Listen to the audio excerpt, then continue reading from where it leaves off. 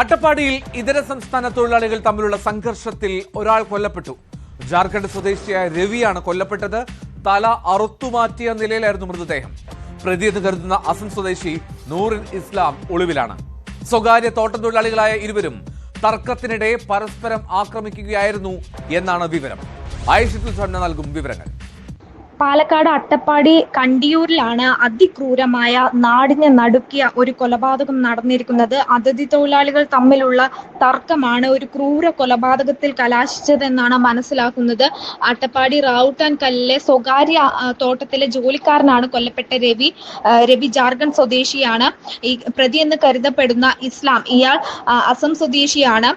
ഇരുവരും തമ്മിൽ തർക്കമുണ്ടാവുകയും പിന്നീട് അത് കൊലപാതകത്തിൽ കലാശിക്കുകയുമായിരുന്നു എന്നാണ് മനസ്സിലാക്കുന്നത്. എന്തായാലും അതിക്രൂരമായ ഒരു കൊലപാതകം തന്നെയാണ് നടന്നത്. ഈ കൊല്ലപ്പെട്ട രവിയുടെ മൃതദേഹം തല അറുത്തുമാറ്റിയ അവസ്ഥയിലാണ് കണ്ടെത്തുന്നത്. പിന്നീട് ഉടൻ തന്നെ അഗളി പോലീസ് സ്ഥലത്തെത്തി നടപടികൾ ആരംഭിക്കുകയായിരുന്നു.